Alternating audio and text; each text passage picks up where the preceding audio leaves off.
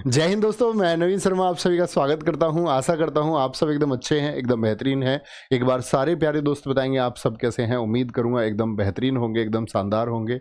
Issue Kumar, Shahid, गुड़िया, lucky, Anshuman, अंकित, रोहित, प्रगति, हिमांशु, राहुल, सोनू, मानसी, मुकेश, निखिल, अमन, रचना, सागर, रोहित कुमार, मुरलीधर शर्मा, अमन कुमार, सारे प्यारे दोस्तों का बहुत स्वागत है।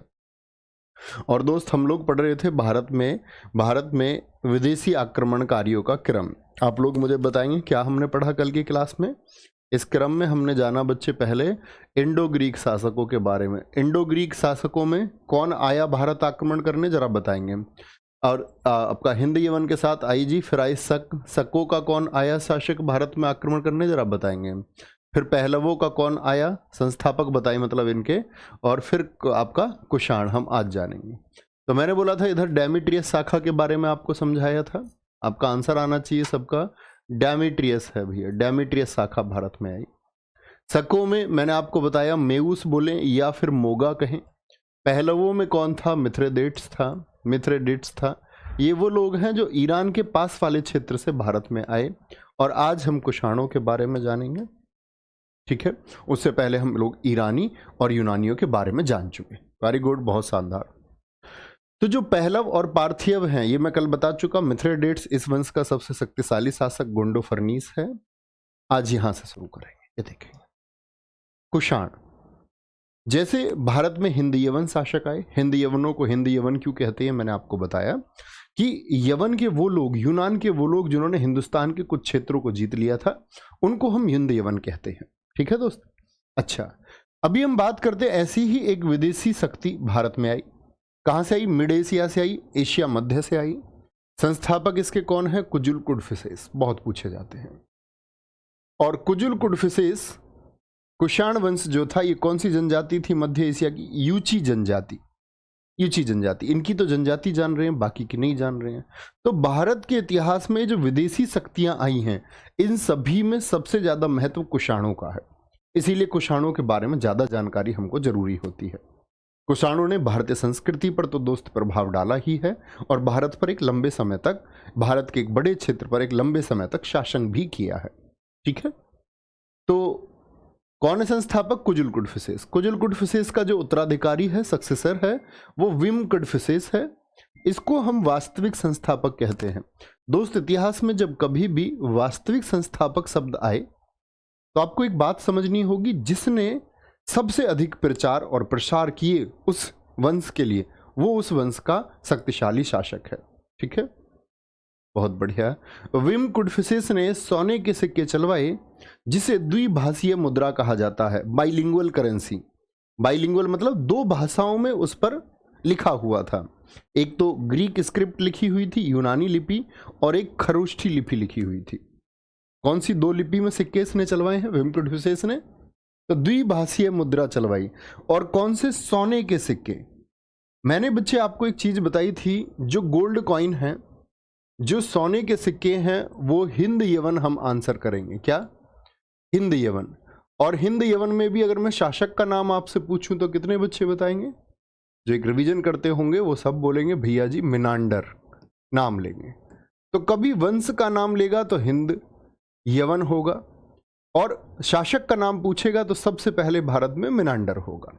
लेकिन मान के चलिए हिंद यवन का जिक्र ही नहीं है विकल्प में, तो फिर कौन आएगा आपका? या मैं बोल दूं शासक मिनांडर का जिक्र नहीं है, तो हम कहेंगे विम कुडफिसेस। दोनों को रख करके, तो आप जानते दोनों को रखे तो पहले मिनांडर ने चलाए। ठीक है, पहले वाले को चुनते। आगे विम कुडफिसेस शैव धर्म का अनुयायी था। कौन से धर्म का? शैव धर्म का। शैव धर्म का अनुयायी। शैव धर्म से मतलब क्या होता है कि जो लोग भगवान शिव के उपासक हैं। दो तरह की चीजें आपको देखने को मिलेंगी बच्चे। एक तो वैष्णव लोग होंगे। वैष्णव लोग कौन है? ये भगवान विष्णु के उपासक हैं। भगवान विष्णु के उपासक हैं ये लोग। भगवान विष्णु के उपासक हैं। और अगर हम बात करते हैं बहुत बढ़िया, वेरी गुड।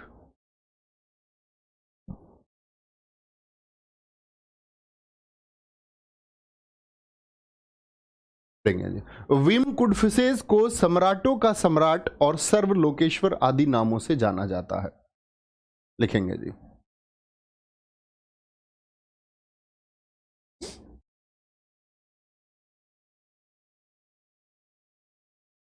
एक बच्चे का क्वेश्चन दिखाएं ऊपर, पुराणों से क्या क्वेश्चन पूछा है?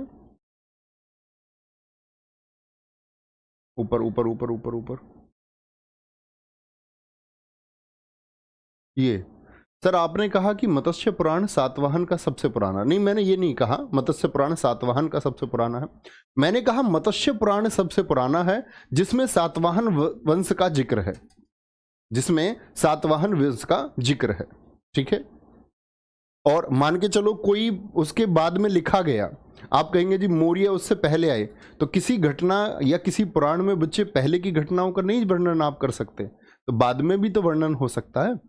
आप कहें कि जी मौर्यों वाला सबसे पुराना होना चाहिए, आज मैं मौर्यों के बारे में कुछ लिख सकता हूं ना, तो ये जरूरी थोड़ी है कि किसी के बारे में अगर जिक्र है तो वो पहले ही लिखा जाएगा या उसी समय पर लिखा जाएगा, बाद में भी तो लिखा जा सकता है दोस्त, इतना तो सोचिए, ठीक है। आगे आएंगे।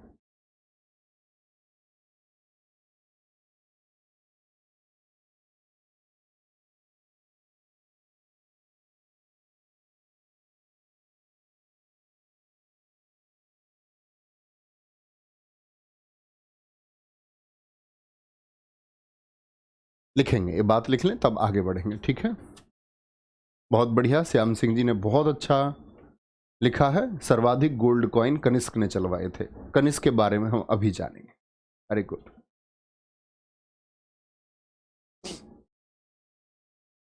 वेरी गुड, वेरी गुड भैया। इनको नैनार संत भी कहते हैं, हाँ जी जी। जो शैव धर्म के लोग हैं ना, इनको हम बोलते हैं नैनार, नैनार, ठीक है। क्या बोलते हैं इनको? नैनार संत। और नैनार संत की जो कुल संख्या है वो 63 है। कुल संख्या कितनी है इनकी? 63। मतलब ये 63 संत हुए जिन्होंने प्रचार प्रसार किया, लगातार प्रचार प्रसार किया, ठीक है। और जो वैष्णव धर्म को मानने वाले लोग, भगवान विष्णु के उपासक हैं, उनको हम अलवार संत कहते हैं। अलवार विचारधारा के लोग हैं। इन अलवार संतों की जो कुल संख्या है वो 12 है। क्या बोलेंगे? इनकी कुल संख्या भैया जी 12 है, ठीक है। आगे चलेंगे। अब आते हैं कनिष्क पर। मैंने कहा कि बच्चे जो विदेशी शासक थे उनका क्रम जो है ना, या उनके घटना या वर्ष के बारे में सिर्फ एक अनुमान लगाए जाते हैं, किसी के बारे में भी चीजें ज्ञात नहीं है, ठीक है। क्या बोलेंगे? कनिष्क एक ऐसा शासक था, जब वो गद्दी पर बैठा तो उसने एक कैलेंडर चलाया तो उसकी डेट क्लियर हुई। क्या बोलेंगे? रवेटक अभिलेख से कनिष्क ने विम कुडफिसेस का पुत्र होने का पता चलता है कि कनिष्क किसका बेटा है? विम कुडफिसेस का। और विम कुडफिसेस किसका बेटा है? जो इस वंश के संस्थापक हैं, यानी कि आपका कुजुल कुडफिसेस का पोता है कनिष्क। भारत में एक शासन रहा है, आप लोग देख सकते हैं। बहुत जगह कहा जाता है कि इसने 107 एडी तक शासन किया, लेकिन 32 वर्षों का इसका शासन कनिष्क का, इसके पक्ष में ज्यादा लोग हैं। कनिष्क ने भारत में 2 राजधानियां बनाई, पुरुषपुर और मथुरा। बहुत इंपॉर्टेंट है। कनिष्क की 2 राजधानियां कौन सी थी? ठीक है। कनिष्क गद्दी पर बैठने से पहले तक्षशिला का गवर्नर था। तक्षशिला, जरा सोचेंगे, थम्स अप करके बताएं। सारे दोस्त जानते हैं तक्षशिला कहां पर है? आप कहेंगे भैया तक्षशिला रावलपिंडी, पाकिस्तान की तरफ। कनिष्क के शासनकाल में बौद्ध धर्म की चौथी संगति, यानी ये किसका उपासक हो गया? ये उपासक हो गया बौद्ध धर्म का, इसका रुख बौद्ध धर्म की तरफ हो गया। कनिष्क के शासनकाल में बौद्ध धर्म की चौथी संगति कश्मीर के कुंडल वन में वसुमित्र की अध्यक्षता में हुई। मैंने आपको बताया था दोस्त, पहली राजगृह में हुई थी, ठीक है, फिर वैशाली में, फिर पाटलिपुत्र में, और चौथी कुंडल वन में।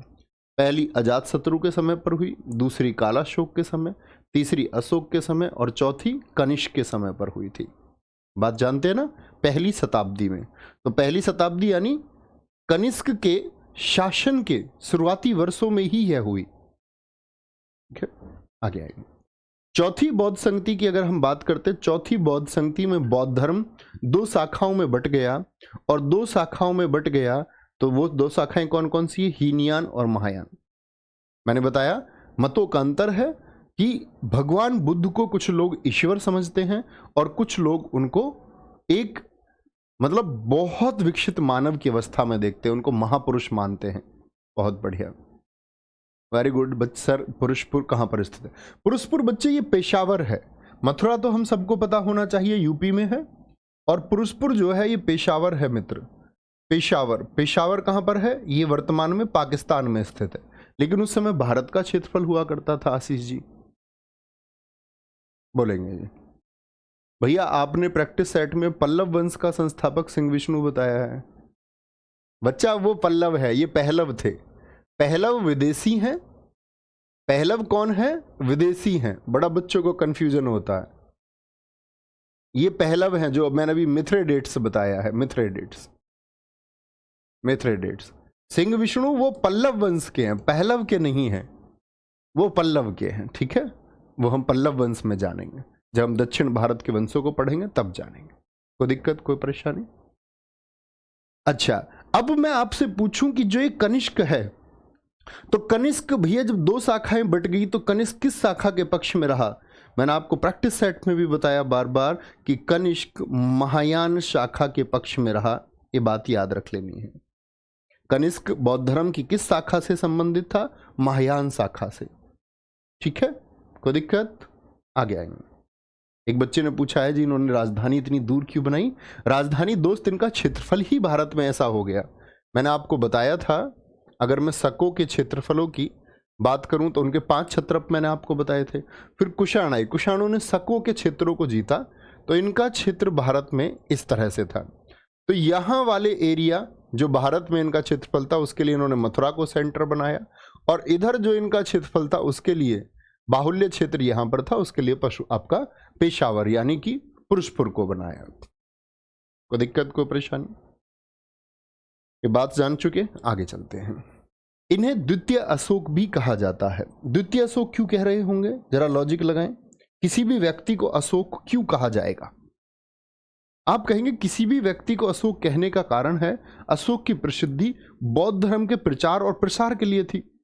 तो ऐसा ही बौद्ध धर्म का प्रचार और प्रसार किसके द्वारा दोस्त? कनिष्क के द्वारा भी कराया गया। बोले यस, जी हाँ, ऐसा ही प्रचार और प्रसार कनिष्क के द्वारा भी कराया गया, इसीलिए इनको द्वितीय अशोक कहा जाता है।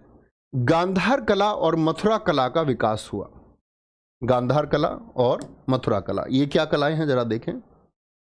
गांधार कला और मथुरा कला, इस गांधार कला को दोस्त हम समझेंगे थोड़ा। गांधार कला को हम ग्रीको रोमन प्रभाव, ग्रीको रोमन प्रभाव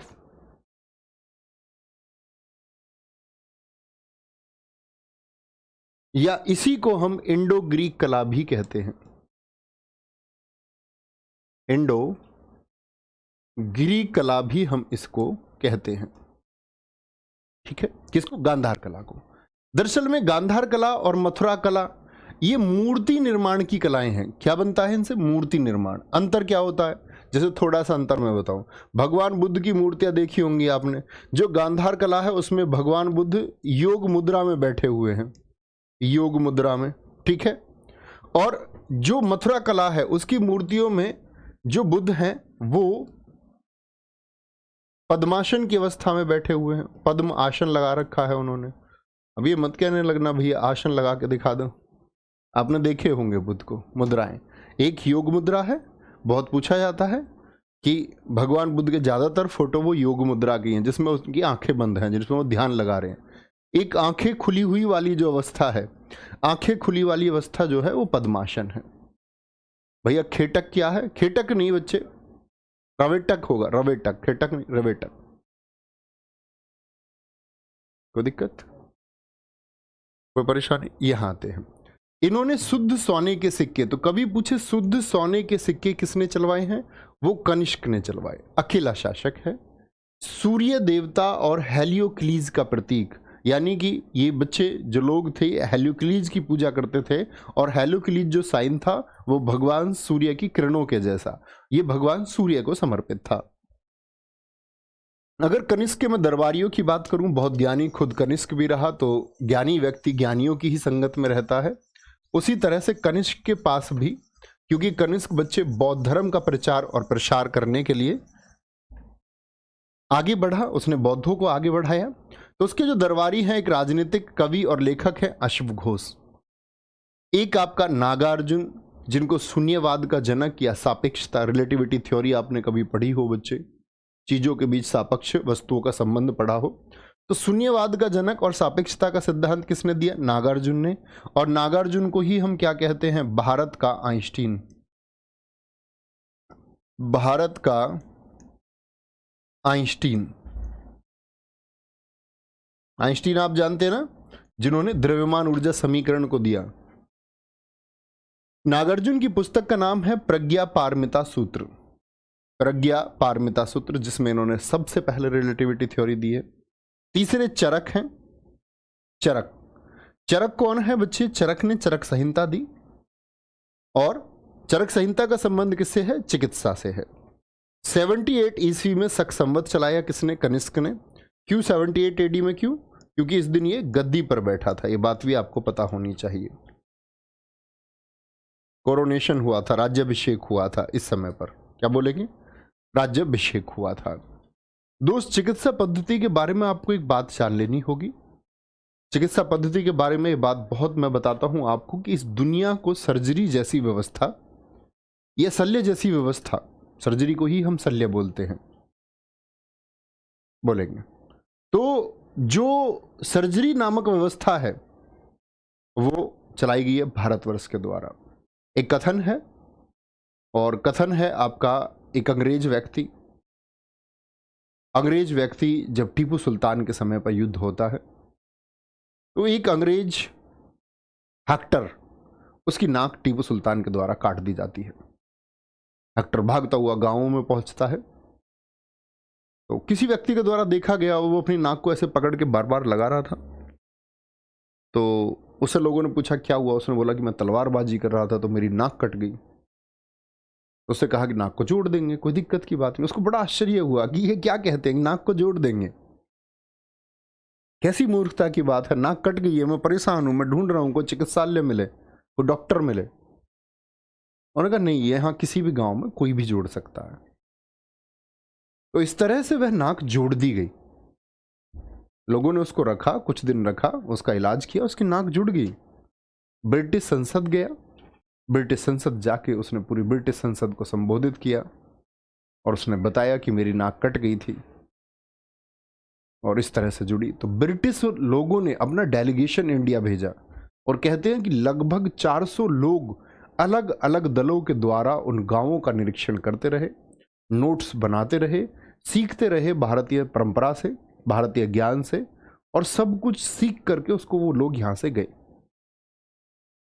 वो सारी पद्धति सीख के गए। हमारे यहाँ क्या हुआ कि हम लोग बाहर की चीज़ों पे भरोसा रखने लग गए, तो हमने अपनी चीज़ों को छोड़ दिया। हमने अपने आयुर्वेद पर भरोसा रखना छोड़ करके हम लोगों को इंजेक्शन लगवाना ज़्यादा अच्छा लगने लग गया। हम मूव हो गए उनकी तरफ, लेकिन वो लोग समझ चुके थे कि असली ज्ञान यहाँ पर है, यहाँ पर वो जो गूढ़ ज्ञान है वो है, तो उसको सीख के गए। ठीक है, कोई दिक्कत? 78 ईस्वी। बच्चा ये मत पूछे करो ईस्वी है कि एडी है, कब सीखोगे तुम एडी और बीसी? पूरा इतिहास खत्म हो जाएगा क्या तब सीखोगे? अबे बच्चों, तो मैं कहता हूं शुरुआती क्लास में बताया हुआ, ईस्वी का मतलब होता है एडी। ठीक है, बहुत बढ़िया सर। जब कुषाणों ने सिक्के चलाए तो क्या चलाए? क्या चलाए मतलब? अच्छा, नाम क्या था? युहाचिस नाम से चलाए थे। आप लिख सकते हैं इस बात को, युहाचिस नाम से लिखा सकता हूं आपको ये बात। देखो, एक बच्चे ने बहुत अच्छा क्वेश्चन पूछा, वो कह रहा जी जो सोने का सिक्का चलाया तो ये किस नाम से चलाया? मैं आप लोगों को सिक्के की एक क्लास कराऊंगा अलग से, याद रख लेना। सिक्के आप लोग देख रहे होंगे, कहीं कहीं मैंने जिक्र किया है, ज़्यादातर हमने सिक्कों का जिक्र नहीं किया, तो कोशिश करेंगे क्लास सिक्कों की अलग से रखें। 20-25 मिनट का, किस राजा ने कौन से सिक्के चलाए। बहुत बढ़िया सर। ये डेलीगेशन क्या होता है? डेलीगेशन का मतलब होता है दल। आगे आएंगे बेटा। जैसे आपको नहीं पता कि डेलीगेशन क्या है, आप कहेंगे भैया ये डेलीगेशन क्या होता है, तो हर चीज कमेंट सेक्शन में नहीं पूछनी। कहाँ करना है वो, उसको सर्कल बना दो। ये बोलो कि मुझे इसके बारे में जानने की इच्छा है, जिज्ञासा। और एक छात्र में जिज्ञासा होना उसको बहुत आगे लेके जाता है। ये लिख लिया करो कि मैं इसके बारे में रिसर्च करूंगा। सब कुछ कमेंट सेक्शन में नहीं लिख देना, ठीक है। आगे आएंगे। गुप्त साम्राज्य, मौर्य वंश हम लोगों ने पढ़ा था। मौर्य वंश, मौर्य वंश के बाद में क्या होता है दोस्त की, जो उत्तर भारत है, मौर्य वंश उत्तर भारत में था, कोई शक नहीं जी। मौर्य वंश के बाद में आपने देखा कि कोई किसी बड़े वंश का शासनकाल आया कि नहीं आया? आप कहिए नहीं भैया कुछ देखने को नहीं मिलता ऐसा। मौर्यों के समय विदेशी एक्टिव हुए। मौर्यों के समय पर हमने देखा कि यूनानी आए, तो चंद्रगुप्त मौर्य तो सफल हुआ विदेशी आक्रमण को रोकने में, लेकिन उसके बाद में जब सुंग वंश आया तो सुंग भी यवनों को रोकने में सफल हुए। पुष्यमित्र सुंग ने किस तरह से यवनों का सफाया किया ये बात मैंने आपको बताई। लेकिन उसके बाद में लोग एक्टिव हो गए, भारत में विदेशी ताकतें आनी शुरू हो गई और उन्होंने छोटे छोटे जगह जगह पर क्षेत्र, तो वो संघर्ष चलता रहा। कहने का मतलब है भारत में कोई एक सेंट्रल पावर नहीं थी, कोई केंद्रीय सत्ता नहीं थी जो इन सब को चुनौती दे पाए। ऐसी चुनौती दोस्त मौर्यों के बाद में सिर्फ एक वंश आया, गुप्त साम्राज्य, जिसको हम भारतीय इतिहास का स्वर्ण युग कहते हैं। इसी को हम क्लासिकल युग भी बोलते हैं। भारतीय इतिहास का क्लासिकल युग यानी भव्य युग। भव्य युग means classical as. Classical as किसको, या बोले पैरिक्लीन एज, जो गर्व करने वाली बात है, पैरिक्लीन एज भी इसको हम कह सकते हैं। तो पैरिक्लीन एज, या मैं आपसे बोलूं क्लासिकल एज या गोल्डन एरा, भारत का कौन सा राजवंश कहलाता है? तो आप कहेंगे गुप्त वंश। तो भैया क्या हुआ होगा?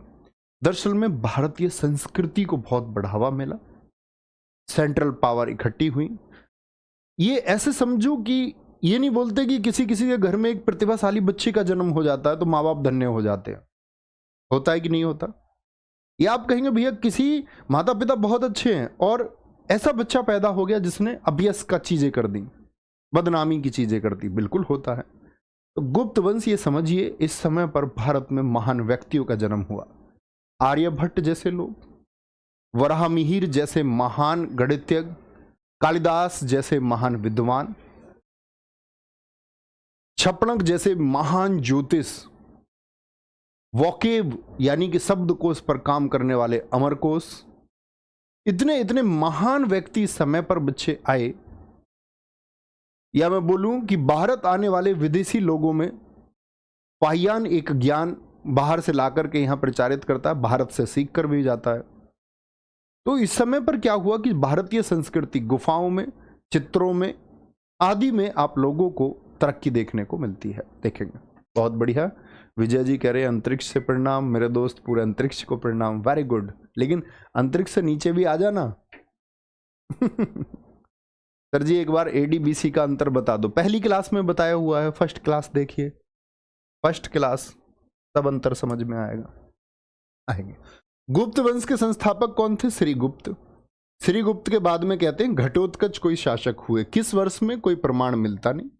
इसी गुप्त साम्राज्य का जो मुख्य वर्ष माना जाता है वो 319 एडी माना जाता है। जी किसका है 319 एडी? क्योंकि 319 एडी में बच्चे चंद्रगुप्त प्रथम गद्दी पर बैठे।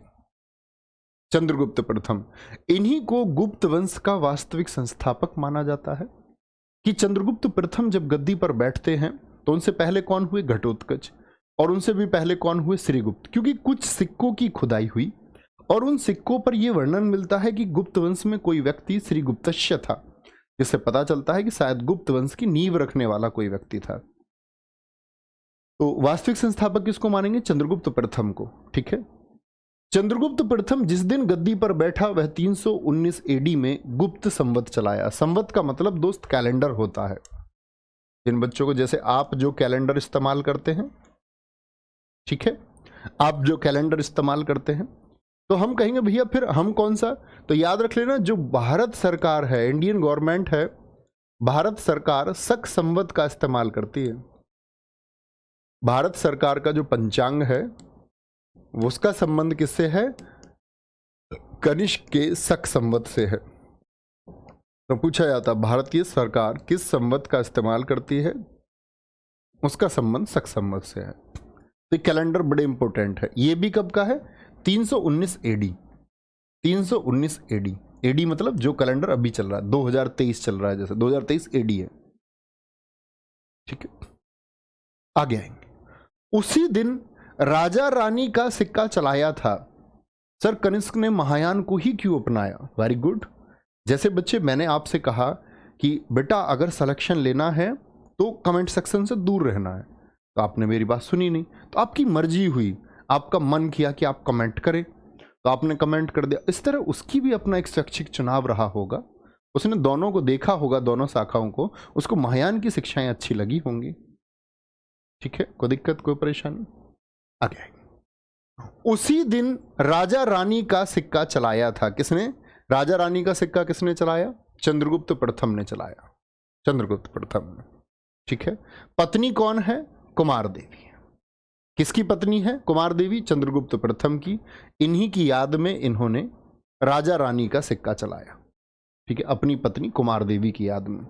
एक बच्चे ने बहुत अच्छा प्रश्न किया है, सर सुश्रुत जी का क्या संबंध है? सुश्रुत जी भी चरक से, जो आपका चरक जी का काम है, सुश्रुत जी का भी वही संबंध है। दोनों लोगों ने भारत में बच्चे सर्जरी यानी शल्य व्यवस्था को दिया है। अगर बोलूं मैं आपसे कि सबसे पहले ये शल्य व्यवस्था किसने दी, तो सबसे पहले सुश्रुत ने दी, ठीक है। कोई दिक्कत, कोई परेशानी? इतनी बात में नोट करेंगे एक बार। मैंने बोला वास्तविक संस्थापक है चंद्रगुप्त। एक बच्चे ने बहुत अच्छा क्वेश्चन पूछा है, कह रहा है कि जी 78 से 319 के बीच क्या हुआ? पहले तो दोस्त आपने मेरी बात सुनी नहीं शायद। 78 से 110, अगर आप ये कहते कि 110 से लेकर के 319 के बीच में क्या हुआ, इन 219 सालों में क्या हुआ, तो भारत छोटे छोटे राज्य सत्ताओं में, छोटे छोटे हिस्सों में, छोटे छोटे बिना केंद्रीयकृत शासन के जुड़ा रहा, ठीक है। ये बात आपको पता होनी चाहिए। कोई दिक्कत? नोट करेंगे आराम से और मुझे बता देंगे, एक बार नोट कर लेंगे।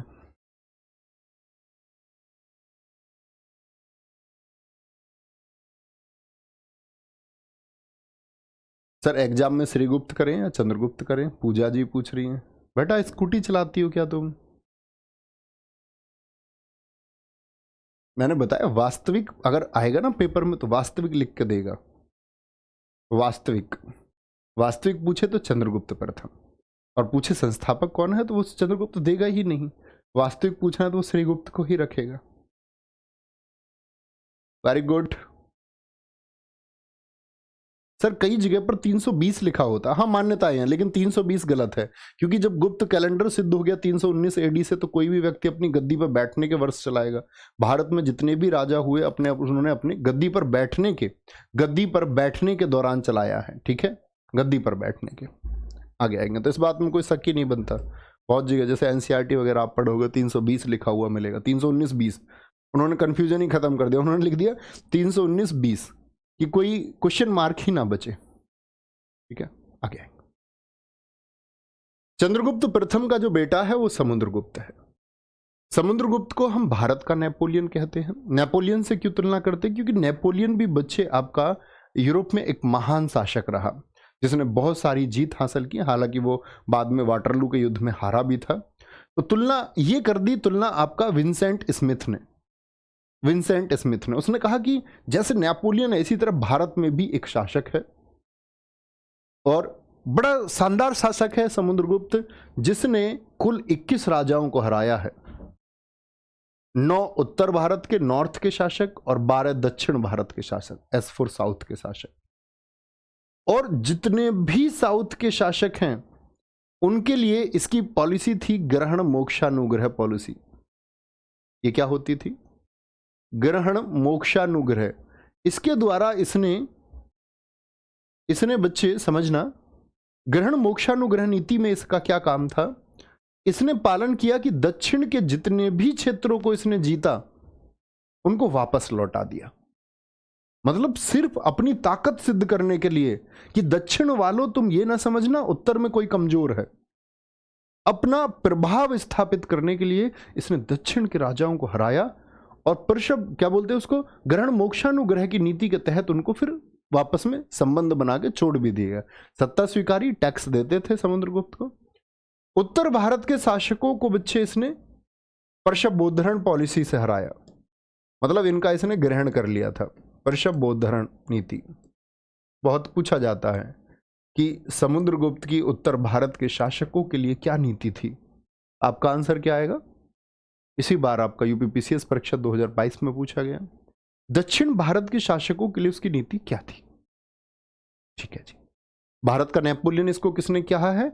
विंसेंट स्मिथ ने। और विंसेंट स्मिथ की बच्चे बुक का नाम है अर्ली हिस्ट्री ऑफ इंडिया। यह भी भारत के इतिहास को जानने के लिए एक महत्वपूर्ण पुस्तक है। अच्छा, समुद्रगुप्त को हम लोग कविराज के नाम से जानते हैं। कवि, कविताओं का बहुत शौक था, वीणा वादक था एक अच्छा।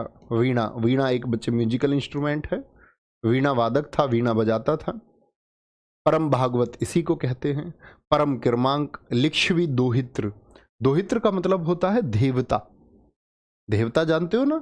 देवता कौन होता है?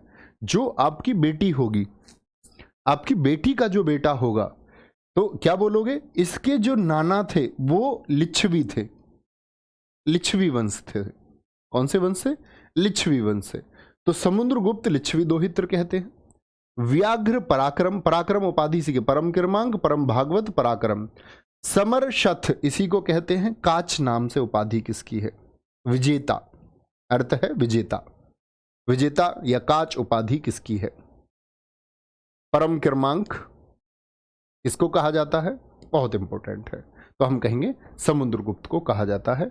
बार बार प्रश्न समुद्रगुप्त से पूछे जाते हैं। समुद्रगुप्त का शासनकाल देखेंगे, बहुत जगह अंतर मिलता है। कहीं पे समुद्रगुप्त का शासनकाल आप ढूंढने निकलोगे 350 एडी लिखा हुआ है, सब लोग उस पर एकमत ही नहीं है, लेकिन सबसे ज्यादा जो निकल के आता है वो 335 से 380, क्योंकि इसके बाद का चंद्रगुप्त द्वितीय का शासनकाल क्लियर होता है। ठीक है, यहां देखें तो क्या बोला मैंने? चंद्रगुप्त प्रथम कब से कब तक? 319 से लेकर के 334 या 35 कह सकते हैं।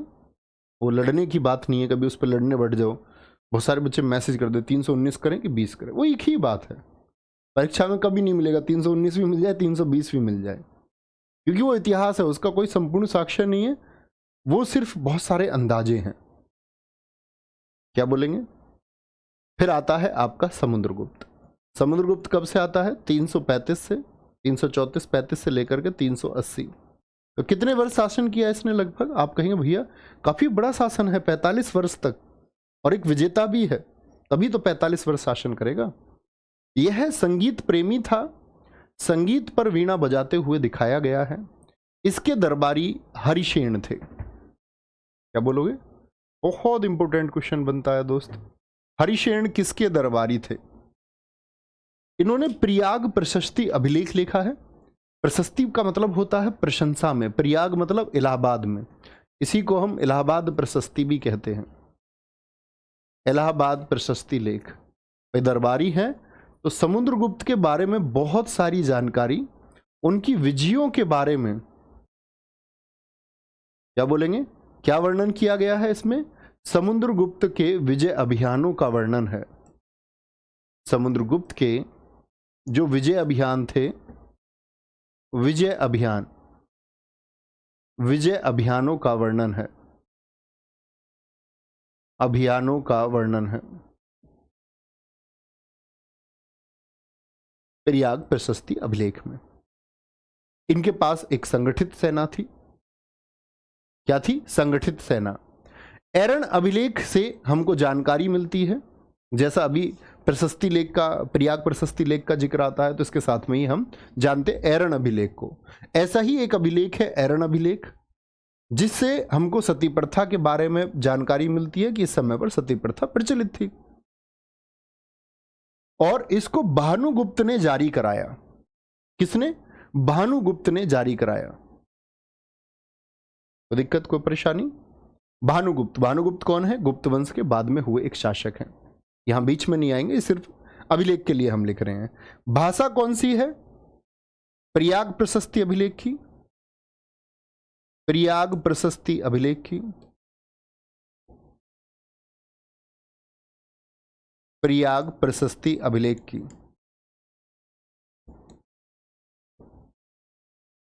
प्रयाग प्रशस्ति अभिलेख की बोलेंगे।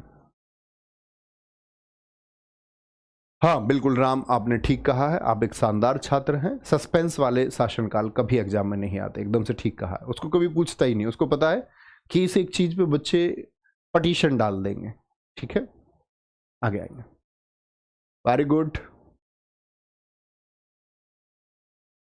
बहुत शानदार।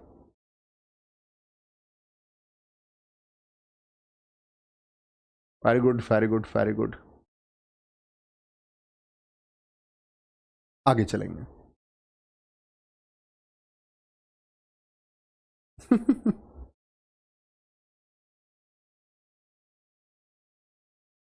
थैंक यू अभिषेक जी।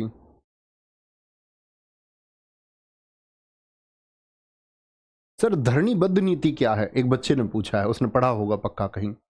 धरणीबद्ध नीति बच्चे ये है कि जो समुद्रगुप्त था उसका सपना था कि वो पूरी धरती को बांध लेगा।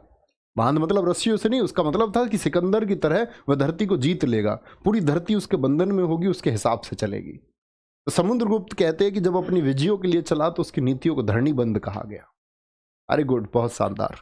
ये शानदार छात्र होते हैं, इनकी वजह से बाकी बच्चे भी कुछ चीजें जान पाते हैं। वेरी गुड, चलिए जी आगे आगे आएंगे। अब आते हैं समुद्रगुप्त। समुद्रगुप्त के दो बेटे हुए, समुद्रगुप्त के दो पुत्र हैं। दो पुत्र कौन कौन है? एक पुत्र है चंद्रगुप्त द्वितीय, ये छोटा बेटा है, यानी चंद्रगुप्त प्रथम का पोता है ये छोटा पुत्र है। और रामगुप्त है ये बड़ा पुत्र, बड़ा पुत्र। ये कहानी आप जानते हो, कुछ ने सुना हो तो। दरअसल में समुद्रगुप्त के बाद में हम लोग अक्सर पढ़ते हैं कि चंद्रगुप्त द्वितीय गद्दी पर आया, लेकिन वो एक मिथ्या बात है, वो गलत बात है जहां कहीं भी लिखी हुई है। समुद्रगुप्त के बाद में गद्दी पर रामगुप्त आया कुछ महीने भर के लिए, और महीने भर के लिए आया तो इसी समय पर शकों का आक्रमण भी भारत में हुआ। पैरेलल थी ये चीजें, शक भी उस समय पर एक्टिव थे। तो शकों का एक राजा है रुद्र तृतीय। कौन है? रुद्र तृतीय। और रामगुप्त की पत्नी थी ध्रुव देवी। ध्रुव देवी बहुत सुंदर। मैसेज पहुंच गया किसके पास? रुद्र तृतीय के पास में, कि ऐसे ऐसे कि जो शासक हैं रामगुप्त, ये बड़ा कमजोर शासक है। इसके बारे में पूरे साम्राज्य में ये मैसेज फैलने लग गया कि समुद्रगुप्त ने गद्दी अपने कमजोर पुत्र को सौंप दी है, जबकि चंद्रगुप्त द्वितीय एक मेधावी, क्या बोलते हैं, एक बहुत वीर और बलिष्ठ शासक था। तो भाई साहब ने मैसेज भेज दिया इसके पास में, रामगुप्त के पास में, कि बोला रामगुप्त या तो पत्नी दे दो या युद्ध करते राज्य दे दो। तो रामगुप्त भारतीय इतिहास का ऐसा कलंक हुआ है कि अपनी पत्नी को देने को तैयार हो गया। कह रहा घरवाली ले जाओ, राज्य रहेगा और आ जाएंगी सुंदर स्त्रियां। सोचो, अपनी पत्नी देने को तैयार हो गया। ये ध्रुव देवी की जो शादी रामगुप्त से हुई थी, इसमें ध्रुव देवी की मर्जी नहीं थी। ध्रुव देवी हमेशा चाहती थी कि गुप्तों में उसकी शादी चंद्रगुप्त द्वितीय से हो। एक वीर शासक थे और प्रचलित हो रहे थे युवराज होते हुए, लेकिन शादी बड़े पुत्र से हुई। इनके पिताजी ने शादी करा दी कि गद्दी तो रामगुप्त को मिलेगी, लेकिन प्रेम किससे था उनका? चंद्रगुप्त द्वितीय से। बाहुबली वाली कहानी हो गई। देखा तुमने, देवसेना ने वचन दे दिया। तो फिर क्या होता है कि ये जाके पहुंचती है चंद्रगुप्त द्वितीय के पास में कि वही हुआ, एक तो मेरी शादी इससे हुई और ये नालायक मुझे किसी और को देने को तैयार है। तब चंद्रगुप्त द्वितीय ने इसकी हत्या की। घर की स्त्री को किसी और को भेजता है। पहले तो शादी कर ली, शादी नहीं होने दी, मेरा राग बिगाड़ दिया सारा, और अब अपना राग भी बिगाड़ लिया। तो रामगुप्त को मार दिया गया चंद्रगुप्त द्वितीय ने। फिर शादी भी की ध्रुव देवी से, इन्हीं से पुत्र भी पैदा होगा इनको एक। तो क्या बोलेंगे, शकों का जो राजा है, फिर चंद्रगुप्त द्वितीय ने जाके इसको पराजित किया। कि आइए तुमको हम देते हैं ध्रुव देवी। इसीलिए चंद्रगुप्त द्वितीय को सकारी कहा गया है। सक धन अरी, सको का दुश्मन, शकों का दुश्मन। नाटक देवी चंद्रगुप्तम में लिखा हुआ है। क्या बोलोगे? ये जो जिक्र है सारा, ये किसका जिक्र है? देवी चंद्रगुप्तम। विशाखा दत्त ने नाटक लिखा है। लेखक कौन है इसके? वहां से हमको ये संपूर्ण जानकारी मिलती है। विशाखा दत्त ने, विशाखा दत्त ने। जैसे कुछ बच्चे कहते हैं, एक बच्चे ने भी लिखा, जी कैसे पता चला इन्होंने ही लिखा? या कैसे कोई बच्चा हर बात पे क्वेश्चन मार्क लगाता है। मैंने बोला ना, क्वेश्चन मार्क तो आप हर किसी पे लगा सकते हैं, हम अपने फैमिली मेंबर्स पे लगा सकते हैं। हमको कुछ चीजें विश्वास करनी होती है। लेख है, अन्य उस समय के लेखकों के द्वारा भी मिलता, मैच होता है। जैसे मैं कहने लग जाऊं कि आइंस्टीन ने द्रव्यमान ऊर्जा समीकरण दिया, इस बात का क्या प्रूफ है? उसका कोई दोस्त रहा होगा, आइंस्टीन ने उसको मार दिया होगा उससे थ्योरी लेके, या उसने ये बोल दिया होगा कि आइंस्टीन मैं तुमको बोलूंगा बंद कमरे में, बाहर जाके तुम संबोधित करोगे अंदर कमरे में। शक करने को कुछ ना भी करते रहो, कोई अर्थ नहीं है उसका। ठीक है, ये शकों का अंतिम शासक था भारत में, जिसको किसने हरा दिया? चंद्रगुप्त द्वितीय ने। तो गद्दी पर कौन आया? चंद्रगुप्त द्वितीय आया। चंद्रगुप्त द्वितीय गद्दी पर कब आता है? 380 एडी से 414 एडी। 34 वर्षों का बड़ा महत्वपूर्ण शासक है। अगर मैं कहूं गुप्त वंश को हम कहें कि किसकी वजह से उसको गोल्डन पीरियड कहा जाता है, तो वो चंद्रगुप्त द्वितीय की वजह से कहा जाता है मित्र। क्योंकि ये वो व्यक्ति है जिसको अकबर ने भी कॉपी किया। जैसे इन्होंने नवरत्न रखे अपने दरबार ने, अकबर ने इनको कॉपी कर लिया। इनके पास बहुत विद्वान लोग थे। विक्रमादित्य इनको हम इसीलिए कहते हैं। विक्रमादित्य कोई नाम नहीं है, विक्रमादित्य एक उपाधि है, राजा धारण करते थे। ठीक है, बहुत बढ़िया। चंद्रगुप्त द्वितीय की उपाधि क्या है? शकारी, विक्रमांक। परम भागवत बच्चे चंद्रगुप्त द्वितीय को भी और समुद्रगुप्त को भी गुप्त वंश में कहा गया है। विक्रमादित्य, ये 14 विक्रमादित्य हुए टोटल, उनमें से ये एक है। ठीक है, विक्रमी संवत 57 बीसी में उज्जैन के शासक ने चलाया शकों को हरा के। अब बहुत सारे बच्चे सोचते हैं कि ये चंद्रगुप्त द्वितीय के द्वारा चलाया गया, लेकिन चंद्रगुप्त द्वितीय के द्वारा नहीं चलाया गया। किसके द्वारा चलाया गया? ये तो 57 बीसी में, ये 380 एडी में है। एडी मतलब आज वाला टाइम, और ये है 57 बीसी में, यानी 2023 प्लस 57। मैंने कहा बीसी को ऐसे जोड़ के निकाल लिया करो, तो क्या बन जाएगा आपका? 5 20 70 80, 2080 साल पहले ये चला था विक्रमी संवत, 2000 साल पहले। और ये चंद्रगुप्त द्वितीय कब आए? तो एडी को हमेशा घटाया करो, 2023 में से 380 को घटा लो, लगभग 400 ही, ये 1600 साल पहले आए हैं। तो इन दोनों का अंतर कितना है? 380 प्लस 57 है, 427 वर्षों का अंतर है। सॉरी, 437 वर्षों का। तो समान कभी नहीं समझना, 437 सालों के अंतर को कभी भी कंफ्यूज होने लग जाएं तो ये बेवजह का कंफ्यूजन होगा। इसका मतलब होगा कि आप सोचना नहीं चाहते। ठीक है, आगे आएंगे। इनके दरबार में नवरत्न रहते थे। नवरत्न, नवरत्न का मतलब होता है रत्न। रत्न किसको बोलते हैं हम? आभूषण को। ऐसा व्यक्ति जिसमें बहुत गुण हो उसको हम रत्न कहते हैं। महाकवि कालिदास हैं, जिनको हम भारत का शेक्सपियर कहते हैं। शेक्सपियर क्यों जी? शेक्सपियर दरअसल में बच्चे, शेक्सपियर हम कहते हैं इनको इस वजह से क्योंकि शेक्सपियर जो है ये ब्रिटेन कहें या कहें इंग्लैंड का एक लेखक है, इंग्लैंड का लेखक है।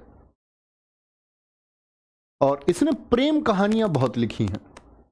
जैसे आप लोगों ने सुना होगा रोमियो जूलियट, दो बड़े घरानों के बीच में, एक घराने में रोमियो है, एक में जूलियट है, दोनों के बीच में प्रेम हो जाता है, लेकिन दोनों घराने एक दूसरे के दुश्मन हैं, तो रोमियो जूलियट की जान जाती है। हैमलेट से लेकर के जूलियस सीजर आपने 11वीं 12वीं में पढ़ी होगी। Macbeth, the King Lear. जब मैं बहुत छोटी क्लास में था, 8वीं 9वीं में, तो हमारी बहन जी तब बीए में थी, बड़ी वाली। तो बीए में इंग्लिश लिटरेचर होता है, तब मैंने ये कहानियाँ पढ़ी थी। तो उनकी किताबें थी, उसमें इंग्लिश में और हिंदी रूपांतरण होता था, तो मैं हिंदी रूपांतरण पढ़ता था उनका। और कहानी अच्छी थी। जैसे पहले किंग लियर से होता है, एक राजा होता है, उसकी 3 बेटियां जिसको वो प्यार नहीं करता, अंतिम समय में वही उसकी मदद करती है। तो कहने का मतलब है बहुत सारी प्रेम कहानियां शेक्सपियर ने लिखी। ऐसे ही महाकवि कालिदास जी ने मेघदूतम लिखा। मेघदूतम बहुत चर्चित रचना है दुनिया की, दुनिया को थ्योरी देने वाली पुस्तक। मेघदूतम की कहानी है, सुनी होगी शायद आप सब लोगों ने, नए बच्चे नहीं सुन पाते हैं, सुन लीजिए। मेघदूतम की कहानी यह है कि राजा कुबेर जो अलकापुरी में रहते थे, भगवान शिव जी के बड़े उपासक थे, बहुत पूजा करते थे उनकी। वो एक यक्ष उनके यहाँ नौकरी करता था, वो उनके लिए 100 कमल लेके आता था और वो 100 मंत्र बोलते थे और शिवलिंग पर चढ़ाते थे। एक दिन 99 ही कमल रह गए, एक कमल कम रह गया। तो यक्ष से पूछा एक कमल कहाँ रह गया? तो उसने बताया, यक्ष की नई नई शादी हुई थी। उसने बताया जी मेरी पत्नी सुबह नहा के मेरे सामने जब आई, उसके बाल मुझे बहुत सुंदर लग रहे थे, मैंने एक कमल उसके बालों में लगा दिया। बोले यार यहाँ पूजा पाठ खराब कर दी, तो जो अपने प्रेम की पड़ी हुई है। नया प्रेम ऐसा ही होता है, नए प्रेम में इंसान अंधा हो जाता है, तब उसको कुछ और नहीं सूझता। जब नया नया प्रेम हो, नई शादी भी ऐसे ही होती है, एकदम से झगड़े शुरू नहीं होते। तो उसको बेचारे को बहुत दूर भेज दिया उसकी पत्नी से, सरभुजा के पर्वतों पे। बोले तेरा दंड यही है। पूजा पाठ में भी पत्नी को लेके आ रहा है बीच में, लेकिन वो क्या करे। तो उस बेचारे को जब बहुत दूर भेज दिया गया उसकी पत्नी से, राजा का आदेश था, कुबेर का, मानना तो पड़ता ही।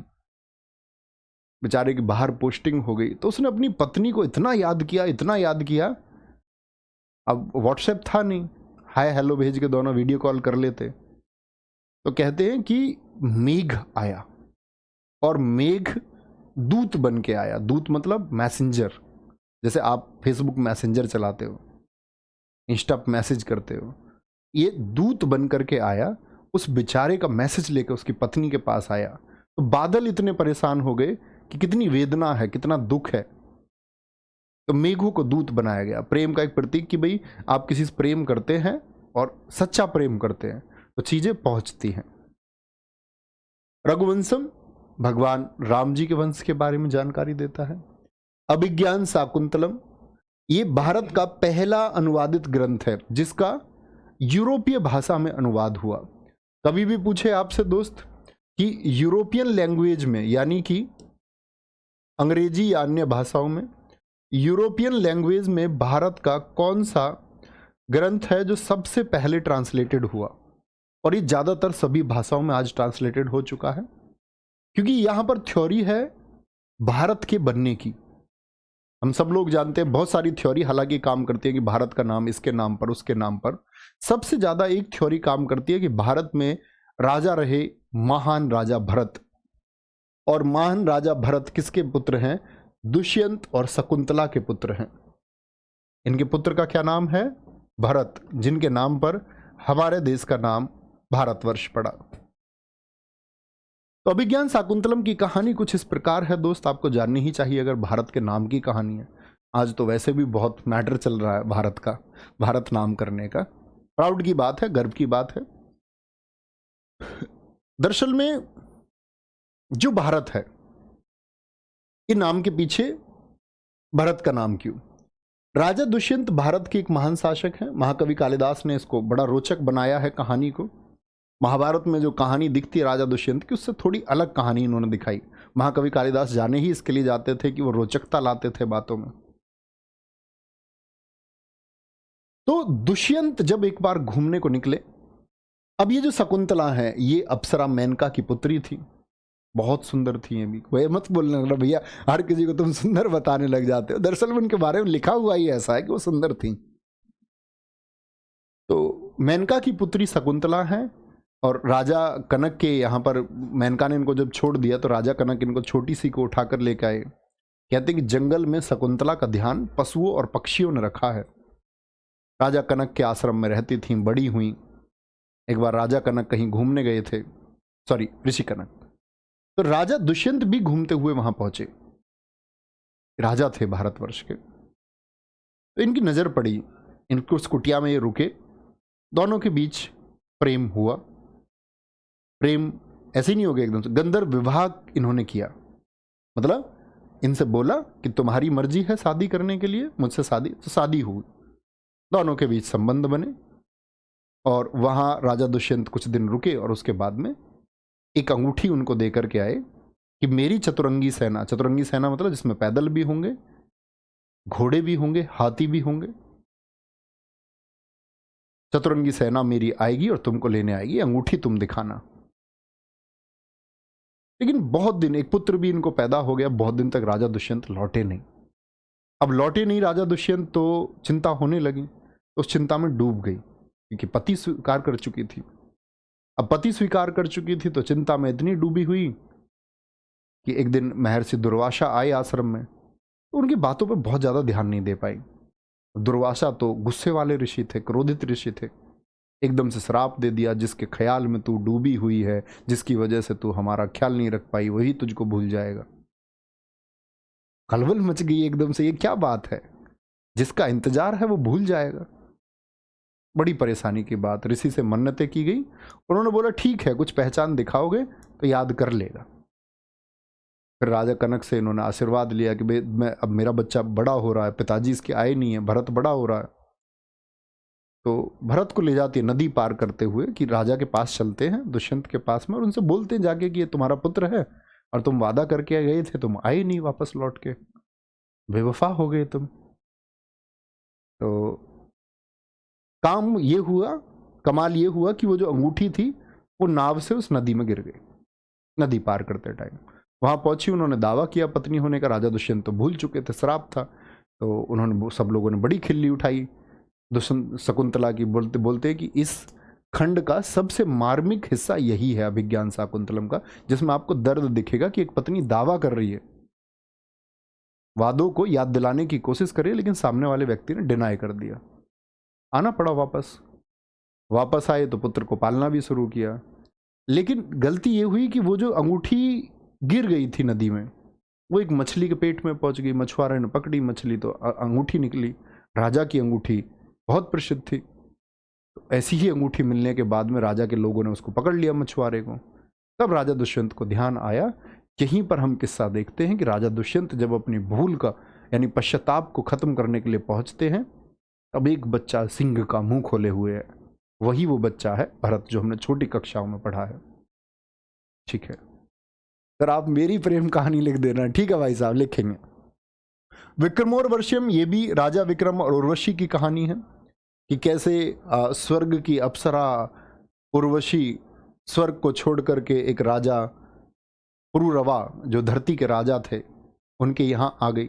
देवताओं को बड़ी दिक्कत हुई, इंद्र के यहाँ नाच गाना होता था, इंद्र देवता के पास लोग बैठे रहते थे डांस वांस देखने के लिए, लेकिन वो उर्वशी छोड़ करके धरती पर आ गई। तो देवताओं ने चाल चली कि उर्वशी सुंदर अप्सरा, जो उस समय की सबसे सुंदर नारी मानी जाती है स्वर्ग की, उसको वापस कैसे बुलाया जाए, वो चाल है यहाँ पर। मालविका अग्निमित्र, मैं आपको बता चुका है, शुंग वंश के शासक अग्निमित्र मालविका की कहानी है। कुमार संभवम है। दूसरे हुए इनके दरबार में वराहमिहिर, भारत के महान गणितज्ञ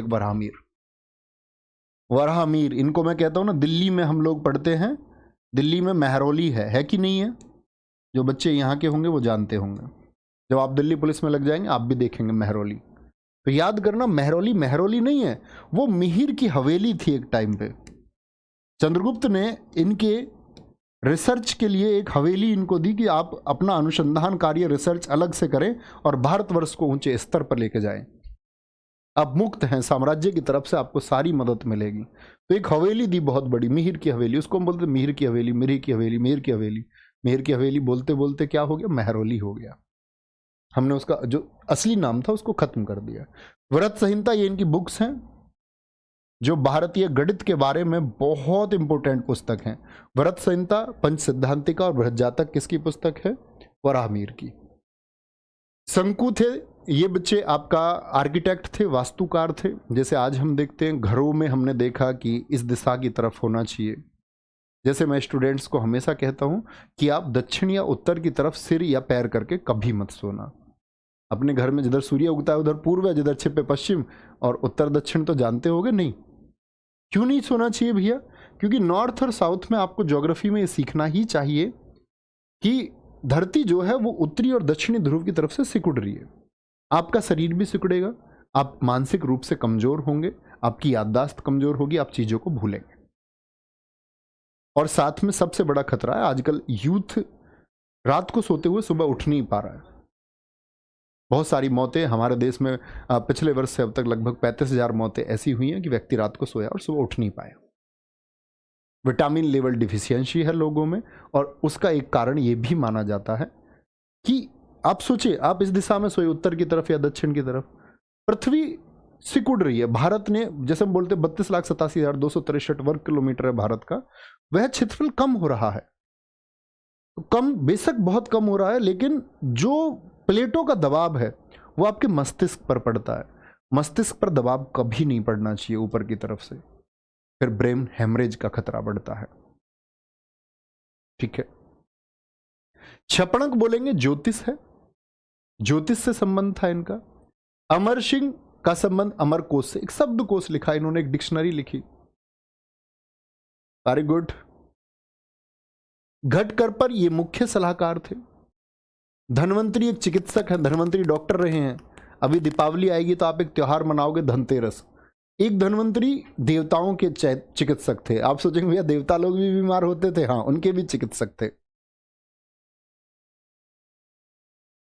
कृति जी बहुत सारा प्यार बच्चे, क्या बोलेंगे?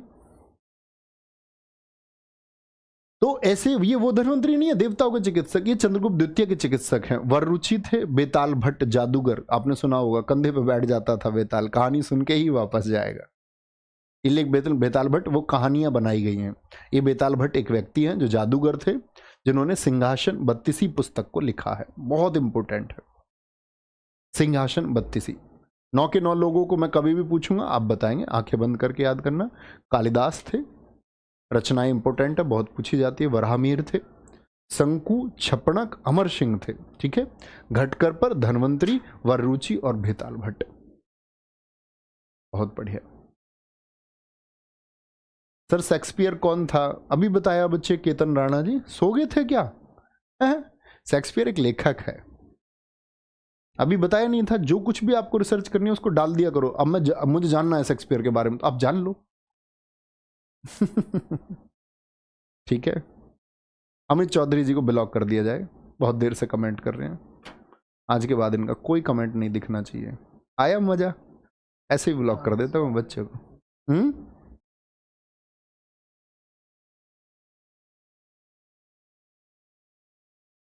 आया स्वाद? नहीं आया, कभी कह ही नहीं पाओगे। ऐसे ही मैं बच्चों को बहुत दिन प्यार से समझाता हूँ, और मैंने बोला ना, लातों के भूत बातों से नहीं मानते, तो फिर मैं उनको ऐसे ही मनाता हूँ। जब मैं ऑफलाइन पढ़ाता था तो बहुत डंडी बजाई है मैंने बच्चों को, बहुत। ऐसे सीधे हाथ पे नहीं, उल्टे हाथ पे, इधर। जो नहीं पढ़ता मैं उसको पढ़ाना जानता हूँ। पढ़ोगे बेटा? आगे आओ। अब आएंगे आर्यभट्ट। आर्यभट्ट भी गुप्त साम्राज्य के समय पर हुए, लेकिन चंद्रगुप्त द्वितीय के समय नहीं कह सकते। आर्यभट्ट जिन्होंने बच्चे जीरो का आविष्कार, बहुत सारे लोग, आप गूगल पे सर्च करोगे अंग्रेजों के नाम आ जाएंगे। आपको सिर्फ मूर्ख बनाने की बात है, पेटेंट की बात है। आर्यभट्ट ने अपनी पुस्तक सबसे पुरानी आर्यभट्टियम में शून्य के बारे में जिक्र किया। ये शून्य का क्या महत्व है?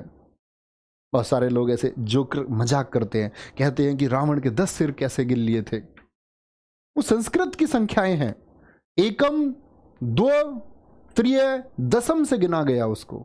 दशम, गणित का वहां कोई संबंध ही नहीं है। संस्कृत में, उस समय संस्कृत चलती थी। मूर्ख हंस रहे हैं, अपने ज्ञान पे हंस रहे हैं इंडियन, कह रहे 0 अगर आर्यभट्ट ने दिया तो फिर रावण के 10 सिर। तुमको बताए किसी ने गिन के रावण के 10 सिर, या तुमने रावण को देखा?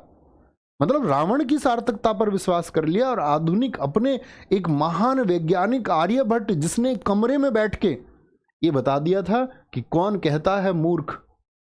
ये जो यूरोपियन और अमेरिकी वैज्ञानिक कहते हैं ना धरती गोल है, कोपरनिकस मूर्ख जिसको आप पढ़ते हैं, वो कहता है कि इस दुनिया का सेंटर धरती है। उसको कुछ पता ही नहीं है। कोपरनिकस बुद्धू है आर्यभट्ट जी के सामने। महान आर्यभट्ट ने बताया कि इस पूरे ब्रह्मांड का जो नाम दिए गए कैपलर वैपलर, ये सब ये अंग्रेज लोग, उन्होंने प्रचारित किया, क्योंकि हमारे लोग अपनी चीजों पे शक करते, वो गर्व नहीं करते उन लोगों पे। इन्होंने बताया पृथ्वी लगभग गोलाब है, रेडियस कमरे में बैठ के माप दिया। कोई बोले जी कैसे माप दिया? आप दिया तो माप दिया कि इन व्यास में भी अंतर है, इसलिए पृथ्वी गोल नहीं है। उन्होंने बताया, इसको लॉजिकली डिफाइन किया कि अगर ये व्यास एक जैसे हो जाए, डायमीटर एक हो, तभी तो चीज गोल होगी। आप भी जानते हैं ना इस बात को कि 4 और 4 रहेगा तभी तो चीज गोल होगी। लेकिन उन्होंने बताया डायमीटर में अंतर है। रूट निकालना, क्यूब रूट निकालना, वर्गमूल, घनमूल, पृथ्वी की त्रिज्या आदि सब आर्यभट्ट के द्वारा। वात्स्यायन जी ने कामसूत्र लिखा है। कामसूत्र में बच्चे 64 अवस्थाएं बताई गई हैं पति और पत्नी के बीच के संबंध की। और ये एक ऐसी पुस्तक थी जिसपे काम वेग के ऊपर बात की गई है कि काम क्या होता है। सेक्स एजुकेशन की बात इसमें की गई। आज हमारे वर्ग में ये बोलते हैं कि सबसे ज़्यादा अगर ज़रूरत है कि जो हमारा यूथ है वो किस दिशा में गया, क्योंकि उसको कुछ चीज़ें बचाई गई, छुपाई गई उससे। सेक्स एजुकेशन के बारे में बच्चों से बात नहीं की गई क्योंकि लोगों को उस पर घिन आई, जबकि आपके जीवन में सबसे बड़ा महत्व उसी एक चीज़ का था। आप किसी माता को ये नहीं सिखा पाए कि वह अपने बच्चे का जब वह गर्भ में है तो ख्याल कैसे रखेगी। आप देखो कितने मिसकैरेज होते हैं आज।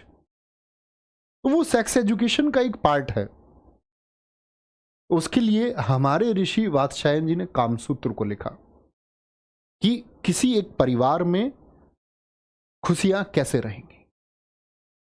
एक बच्चा कभी मृत नहीं होना चाहिए। आप सोचें, हमारी बहन के पेट में गर्भ में कोई बच्चा है, या हमारे परिवार में हमारी भाभी के पेट में गर्भ में कोई बच्चा है, वो एक्सपायर हो जाए तो कैसा है। तो उन सारी चीजों का विधि, संबंध बनाने से लेकर के नए जीवन तक की शुरुआत की विधि सब बताई गई वात्स्यायन।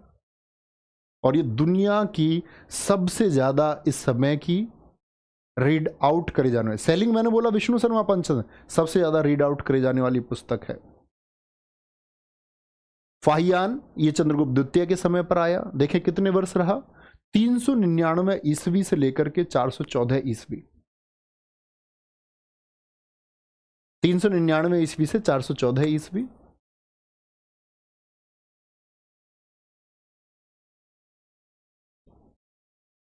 बोलेंगे एक बार, सर क्या तैयारी करने वाले बच्चों को महाकवि कालिदास की रचनाएं पढ़नी चाहिए? हाँ, क्यों नहीं, बिल्कुल पढ़नी चाहिए। इवन मैंने तो ये सोचा हुआ है कि मैं किसी के बच्चे को गाइड नहीं करता।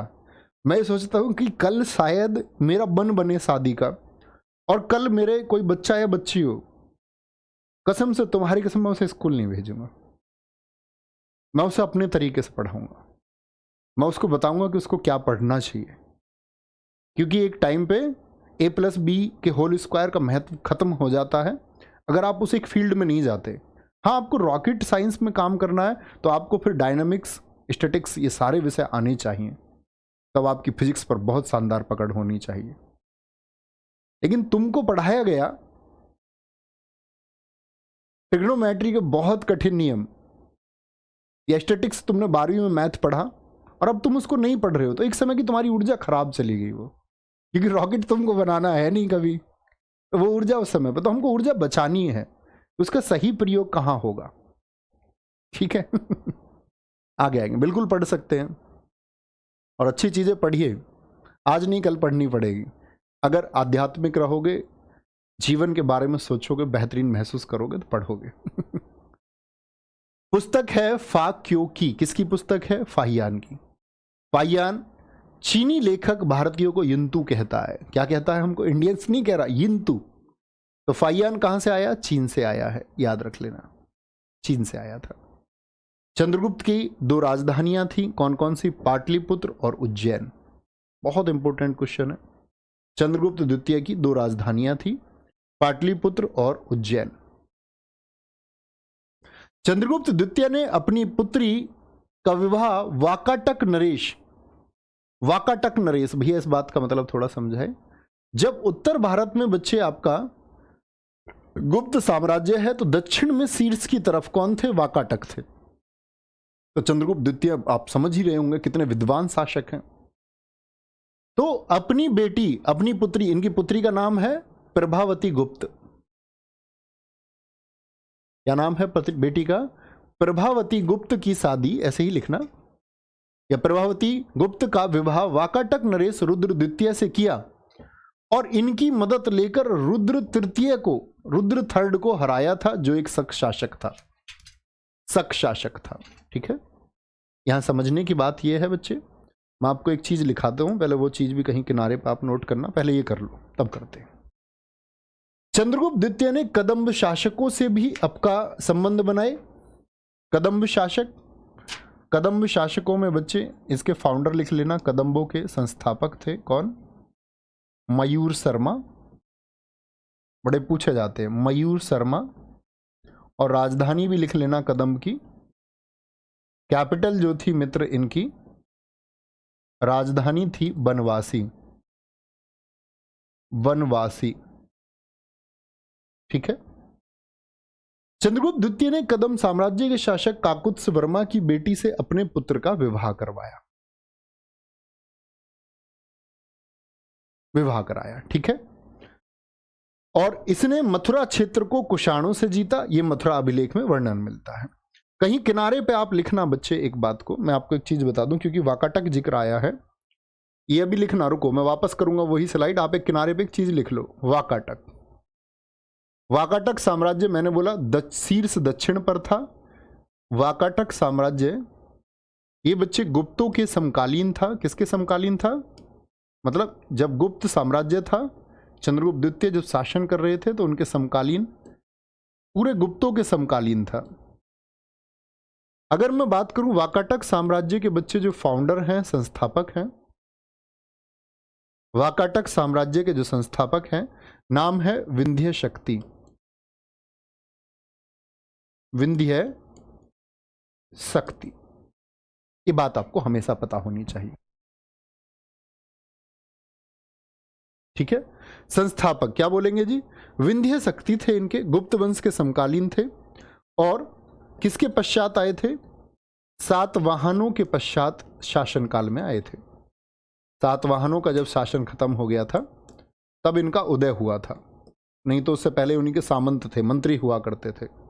ठीक है, अब बात याद क्या रखनी है? विंध्य शक्ति से याद रख सकते हैं कि विंध्य शक्ति के बाद जो शासक हुआ आपका, वह हुआ विंध्य शक्ति के बाद में जो इनका सक्सेसर बना, उत्तराधिकारी बना, उत्तराधिकारी बनता है आपका, कौन बोलोगे जी? प्रवरसेन। प्रवरसेन, प्रवरसेन का जो उत्तराधिकारी बना, मतलब इसके बाद जो गद्दी पर आता है, इनका प्रवरसेन का उत्तराधिकारी बनता है रुद्रसेन प्रथम। रुद्रसेन प्रथम, बहुत ज्यादा फोकस नहीं करना, एक चीज पे फोकस करना जहां मैं बताऊं। रुद्रसेन प्रथम के बाद में जो शासक बना है वो बना है आपका पृथ्वीसेन, और पृथ्वीसेन के बाद में आया है रुद्रसेन द्वितीय। जो मैंने आपको बताया कि रुद्रसेन द्वितीय से शादी किसकी हुई है? रुद्रसेन द्वितीय की जो पत्नी है इनका नाम है प्रभावती। तो किसकी बेटी है मित्र? आप कहेंगे भैया जी वो चंद्रगुप्त द्वितीय की बेटी है। तो दरअसल में क्या हुआ कि ये रुद्रसेन द्वितीय जो है, इसके भी दो बेटे हैं, इसके भी दो पुत्र हैं, दो पुत्र थे जिनके नाम है दिवाकर सेन, दिवाकर सेन और Damodar Sen.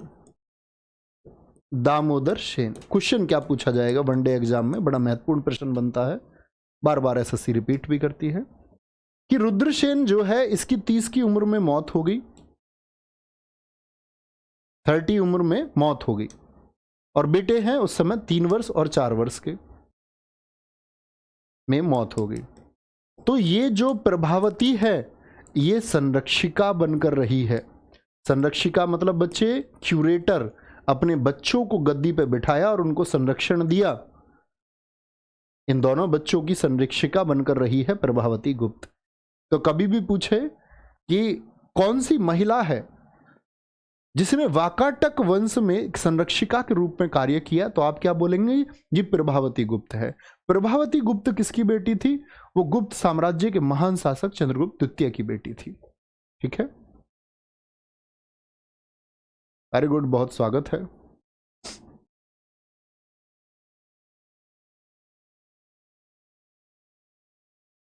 Very good very good. Sir वाकाटकू की राजधानी क्या थी? नंदीवर्धन लिख सकते हैं, ये भी अच्छा क्वेश्चन है। राजधानी क्या थी?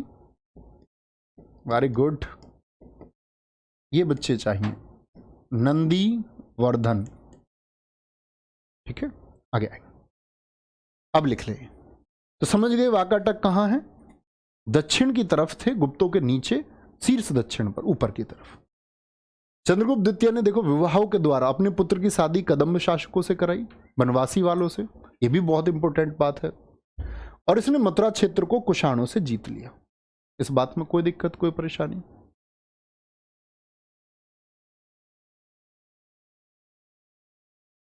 थैंक यू, बहुत सारा प्यार मेरे भाई दिखाई बच्चे का, इतने अच्छे शब्द आपके बच्चे। हम लोगों की सबसे बड़ी कमाई यही है मेरे हिसाब से, पैसे से बढ़ के है। Sir it is not a class, it is an emotion.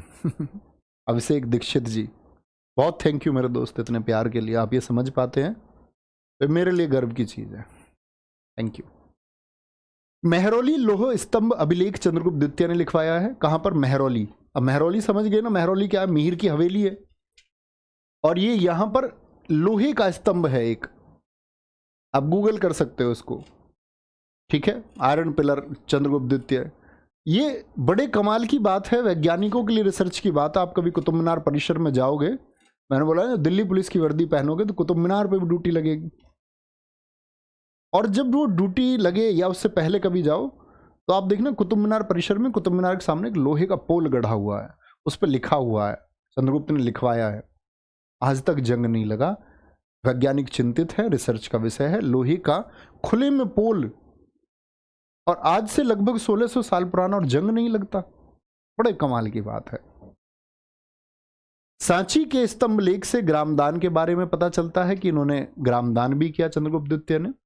Chandragupta द्वितीय के समय की जानकारी का सबसे अच्छा रिसोर्स देवी चंद्रगुप्तम है, जिसके लेखक कौन है? विशाखा दत्त है। ठीक है, विशाखा दत्त है। चंद्रगुप्त द्वितीय का जो उत्तराधिकारी हुआ वो कुमारगुप्त हुआ, 414 से 454। माता कौन है? ध्रुव देवी। अब समझ गए ध्रुव देवी?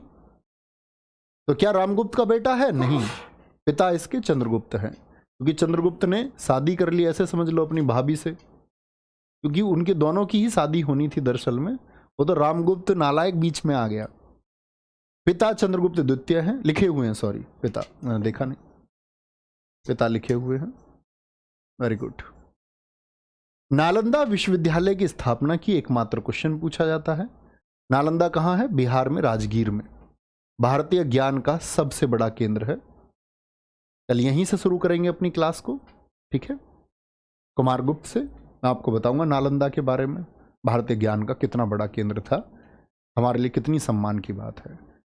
गर्व किया करो जब भारत के सम्मान की बात आए ना, उस एक चीज को जिया करो, प्राउड फील किया करो, तो एक अलग तरह की ऊर्जा आपके अंदर बहेगी। ख्याल रखिए, बाय बाय, टेक केयर, जय हिंद, जय भारत, जय मां सरस्वती। Thank you.